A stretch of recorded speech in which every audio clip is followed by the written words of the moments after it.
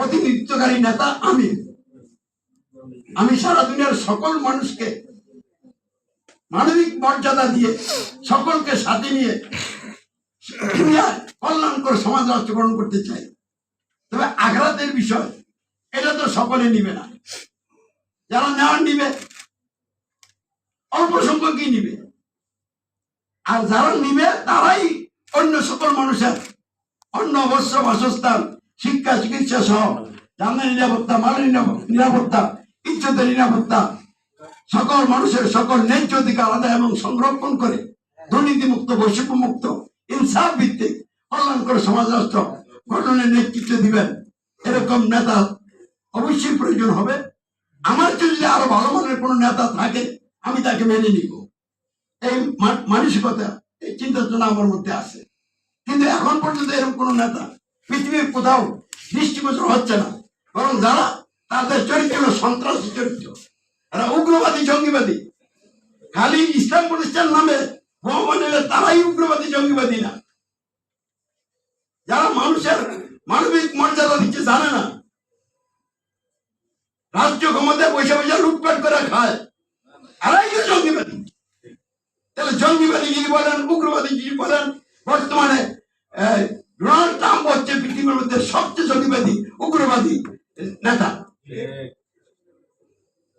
যাই হোক, আমি আপনার দিকে যাচ্ছি না, আমি বলছি সমস্যাগুলি আমরা বুঝতে পারছি কিনা। এইগুলি মৌলিক সমস্যা, এগুলির সমাধান না হলে অন্য সমস্যার সমাধান হবে না। অনেক সমস্যার কারণেই তো শেখ হাসিনার বিরুদ্ধে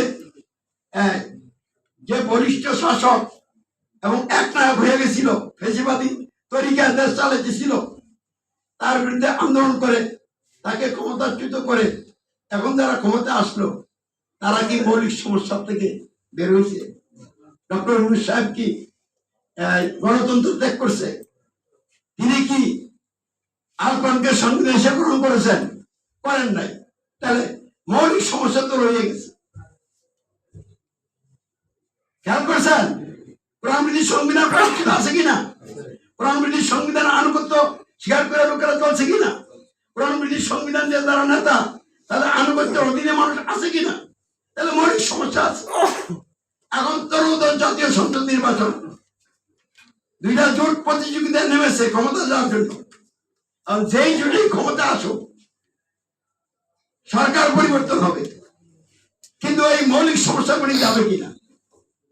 তারা কি আর নিশ্চিত যদি তারা সরকার গ্রহণ করে, তারা কি গণতন্ত্র অমান্য করে, গণতন্ত্রের ভিত্তিতে রচিত আল কোরআন বিরোধী সংবিধানকে অমান্য করে, ইসলামকে সমাজ রাষ্ট্রের জন্য ব্যবস্থা হিসেবে গ্রহণ করে, কোরআনকে সংবিধান মেনে কোরআন আইন বিধান দিয়া রাষ্ট্র পরিচালনা করবে, তাহলে মৌলিক সমস্যা থেকে তো তারাও বের হলো না।